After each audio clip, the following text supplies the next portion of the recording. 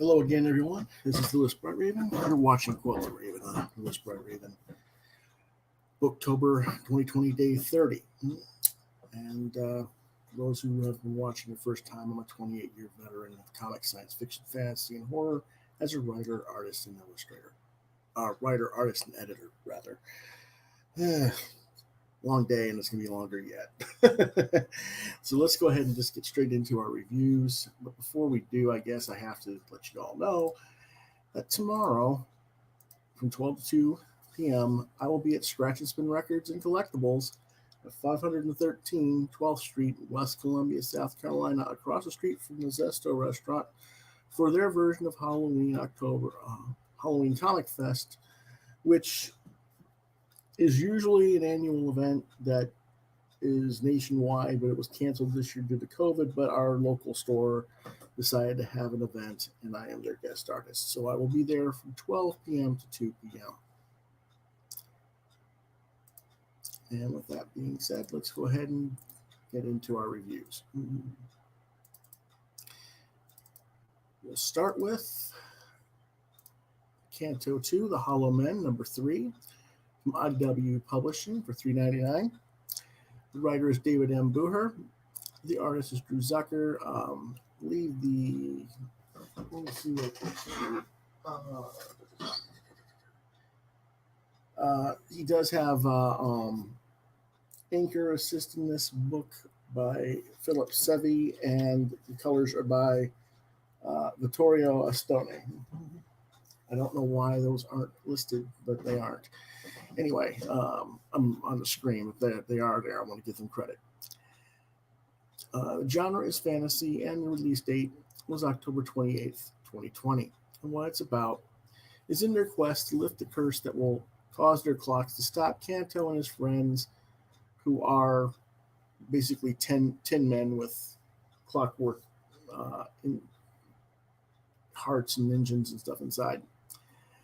They sought help from Alara, the warrior, but they discovered that the Shrouded Man, as their mortal enemy, had cursed her people as well. After narrowly escaping the fearsome Furies last issue, the Clockwork Knights fled to the river for safety. Now they plunge over the edge of a waterfall, learning that the only path forward is down. Recommended for ages 10 and up, and it's 4-star rating. The story is still going along well in terms of the plot, but if Booher has any weaknesses in the story, it's that perhaps he's got a pretty large cast of characters, and it's too large. He doesn't know how to make enough scenes to let the audience get to know the characters enough and make us root for them as a collective, while still pushing the plot forward. I don't want to spoil events of the story, so a key element I would talk about, I have to kind of remain a little bit silent about. Zucker's art is stellar, as it has been right along with the series. So, it's certainly a quality book. But let's go ahead and take a look at the art.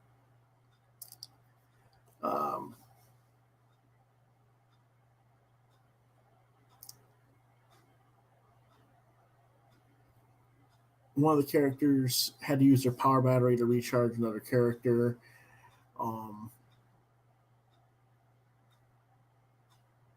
And this person, basically rescued Canto from drowning, and they had to recharge her and get her clock working again.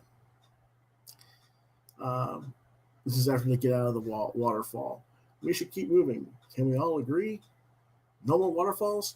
No more waterfalls. None. Well, I was thinking of going over again.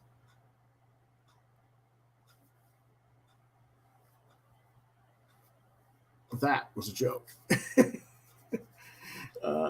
Which, was kind of, it fits the story pretty well there. I like that. Pretty cool. They go down to the river, trying to get to where they're going. And they come to a space where they stop to make camp.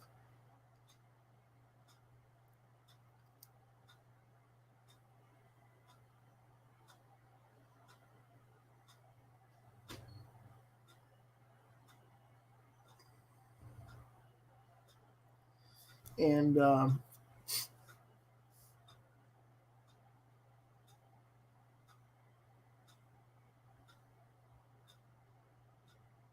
they ask about what it'll do with his what he'll do with his battery.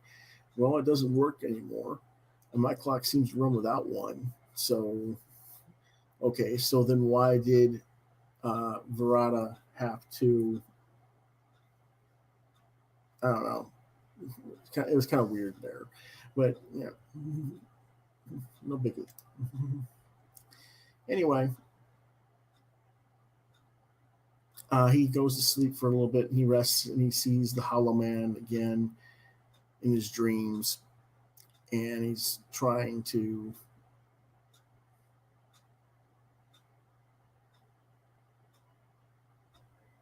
warn him off and stuff. And when he wakes up, he's informed that one of the people in his group, something's happened to them. I'm not going to say what.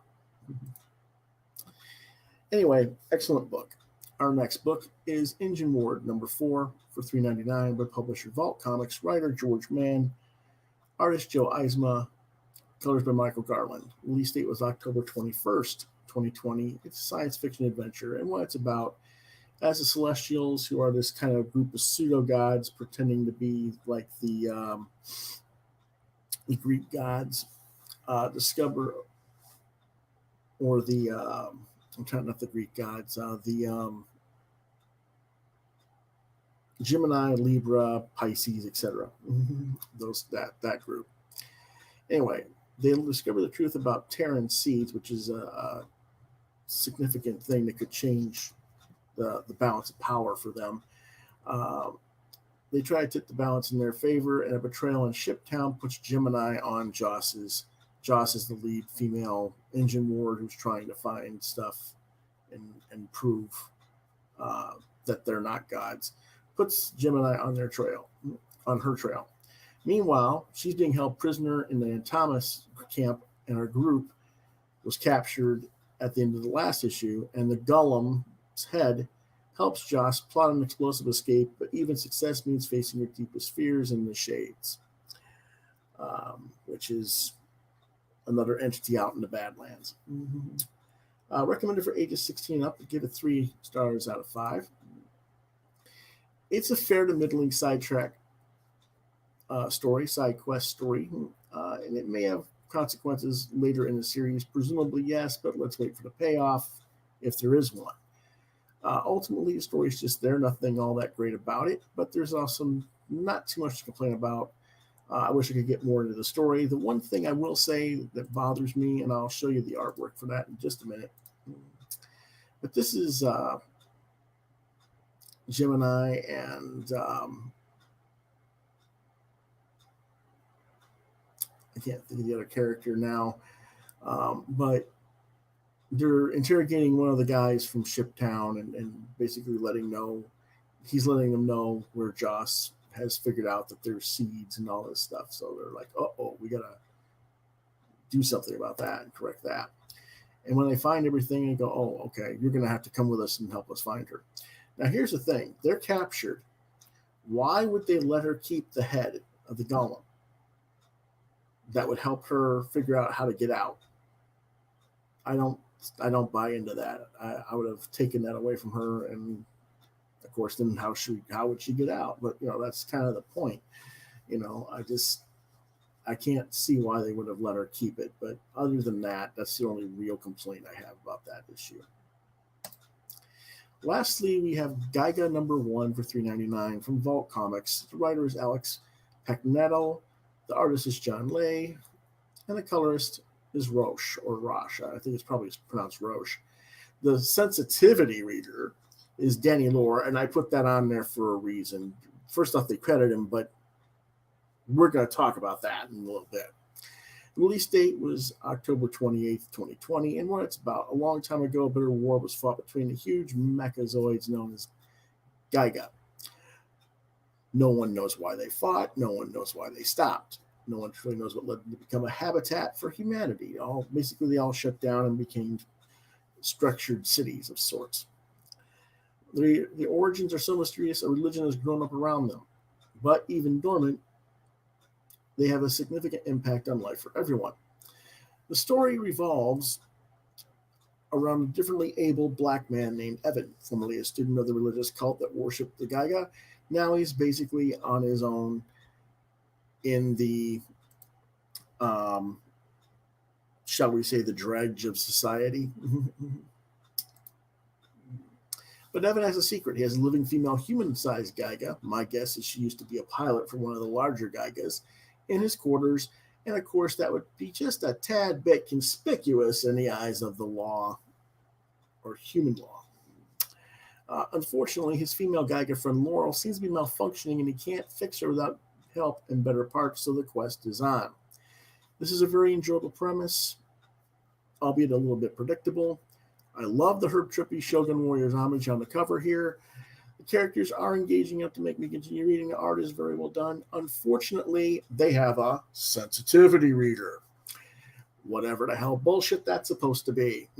Anyway, Denny Lore, you failed miserably at your job, which is why this otherwise 4-star book is only receiving a 2.5-star rating, and why this book is readily suitable for a 12 to 13 and up rating is instead being graded as a mature reader's title. It has to be for ages 17 and up. I have to give it 2.5 stars. And let's talk about why. But first, this is Laurel. This is the human-sized GIGA who I'm going to predict was a pilot of a larger mess and whose memory banks will have information that can disprove all the notions of what the human society of the story and the religion and all that stuff is structured upon. Hence, she's basically the MacGuffin in the story, and everybody's going to want her for different reasons. This is not the first time that a story has given the MacGuffin a personality and tried to make it or allow it to have some sort of say in its own fate. But it is one of the elements of the story that will be interesting to see how they try to pull it off. If I'm right about that background, that is. I don't see any other logical explanation based on what's been presented so far, but we'll see. But let's look at the art. Here we've got the young Evan who's in a wheelchair with a group of fellow cultist students learning the history. And he basically is like, oh, you're not paying attention, so I'm going to ask you, don't parrot the Book of Assembly. I want you to offer up an opinion. Okay, I think we're what's part of their microbiome. And everybody looks at him like, what the hell are you talking about? And he's basically giving a very scientific, logical explanation as to what their relation to the GIGA are. And basically the priest is like, yeah, okay, kid, you're an idiot. And poo-poos him, basically. And then he turns around, oh, where's your friend? Your friend's always around here. You two are always getting in trouble type attitude. And all of a sudden, there's an explosion, and he can't hear anything from the sound of the explosion. And the guy who is the priest gets murdered in front of his eyes. And he looks up, trying to figure out who was there as part of the bombing, and it looks like it's his friend. And because of this, they accuse him of being aware that this person was part of the bombing and part of the assassination of the priest, and they excommunicate him into the dredges of society. That's the basic premise. Let's get back to the art. 13 years later, we find him in a pool of water after being beaten severely by some other person. There's a whole bunch of swearing going on that isn't necessarily necessary for the story. A sensitivity reader could have said something about this. There is a little bit of a flaw here. He was beaten up by people who stole all of his metal that's going to be turned in to get a quota for rations from the hierarchy. And to me, if they're going to beat him up and leave him to drown in a pool of mud and water, they take his wheelchair with them, and because that's got a bunch of metal parts and stuff, and turn that in for scrap money too, or scrap rations too. So I'm a little bit didn't really care for that notion there in that respect. But, you know, they, sounds like your wheelchair is having a rectal exam in this mud. Well, I had to build it on lawnmower parts. Sorry if it doesn't have an effing stealth mode. How sensitive. Yeah, okay, right there, your own writer is mocking your sensitivity reader. you know, so yeah, there you go.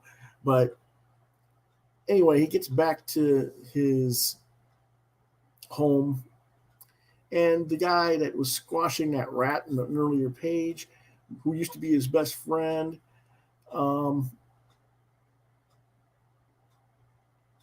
it's like, hey, why don't you, I'm investigating some stuff that's going out where stuff.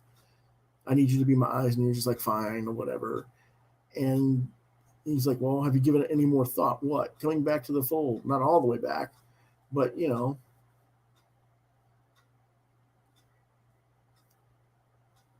why would you do that? You got too much pride, misplaced loyalty. All you had to do was tell the Inquisitors what Iko was doing up there that morning. We know you knew, and so did they. Actually, he doesn't necessarily know. So, the fact that he's, 13 years later hasn't told them is probably because he doesn't know why. So he's like, a little bit pissed off at his ex-friend. Then, again, lowborn, she's not like us. You never owed her a damn thing. Yeah, okay, whatever. Talk about racist and again, if we're talking sensitivity readers, and you can't really have a sensitivity reader if you're going to show societal disparity and societal prejudices like this. Okay, it just doesn't work.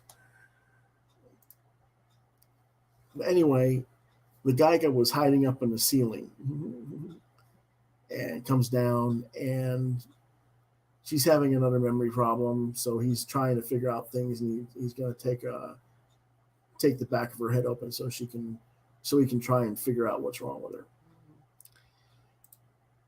But this, if I excuse all the F-bombs and other foul language, which are totally unnecessary to the script and could have been told just as effectively without, this is the scene right here, which is what gets the so-called sensitivity reader the punt pronto. This dialogue has no reason whatsoever to be there. Nobody remotely cares what the sexuality of the lead character may or may not be. It has nothing to do with the story right now. And we don't need the desperation of a homeless person offering sex to get that point across either. He could have offered something else of potential value, or better yet, not have any of that nonsense in there, and instead have the guy proffer up a warning to Evan that some stranger's inside your room. That would have been better. It would have been more appropriate to the story, because then when he walks in, he goes, "Oh, sorry, I'm late." "Oh, you were expecting company?" "No, but I was just told you were here, so haha, you didn't surprise me." Whoops. My camera just went screwy a minute. So I'm a little bit, this really annoyed me. And the reason it annoys me is it not only adulterizes your comic, it makes it unsuitable for younger readers, but I can guarantee you that it is offensive context for many adults of all kinds of backgrounds and persuasions. It implies that the only kind of sex Evan might be able to get are these kinds of encounters, which speaks not only to his social status, but also negatively towards his racial and differently abled personage as a person without the ability to walk. This also brings up another point. Earlier, I showed you where the female found him beat up and the raiders stole all his metal. Again, they left the wheelchair behind. They're taking it with them to get whatever they can get. But if this guy is such an engineering genius that he's going to be able to fix this other human GIGA, presumably he should be able to make himself some prosthetics instead of building a crappy wheelchair. So that, it just kind of rubbed me a little bit the wrong way. If they didn't have to try and make this for adults and actually paid attention to making a story that's suitable for all ages, they could have very easily have done this. And I'm really disappointed that they didn't, because we need more stuff that has some adult themes, and there are adult themes here. There's political intrigue going on. There's other things going on that have an adult tone to them, but you can make it appropriate and have different levels of structure of story so that it can be read at different levels, at different ages, and get different levels of comprehension in the story. That's what makes good comics.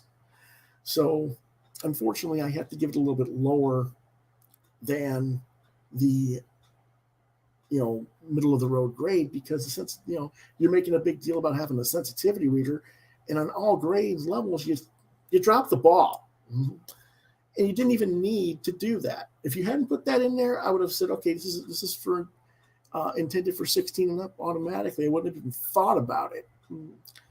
But you had to bring that in, so you screwed yourselves.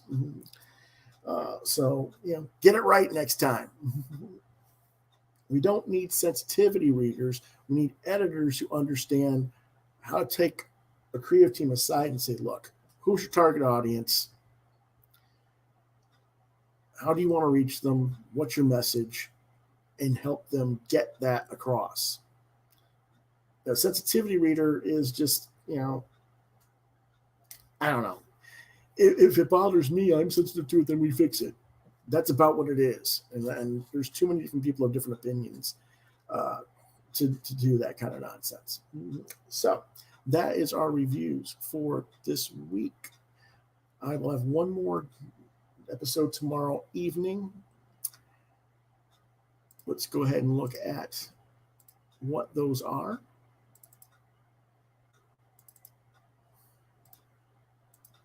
This will be tomorrow's books.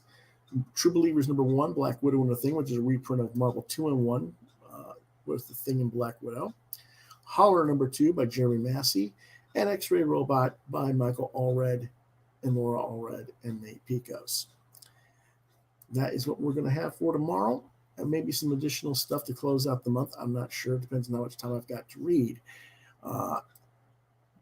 As you all know, I've already said it, but I'll say it again. Tomorrow, I will be at Scratch and Spin Records from 12 to 2 p.m. That means for most of the rest of the day, I'm going to be finishing up my artwork. Then I'm going to have to give away. There'll be like sketch cards.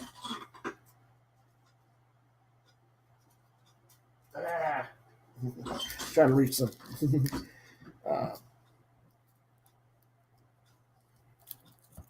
Most of them will be like jack-o'-lanterns like these. Werewolf. A couple more jack-o'-lanterns, a mummy. More jack-o'-lanterns. A few Star Wars characters in there. A few DC characters in there. But mostly just the jack-o'-lanterns.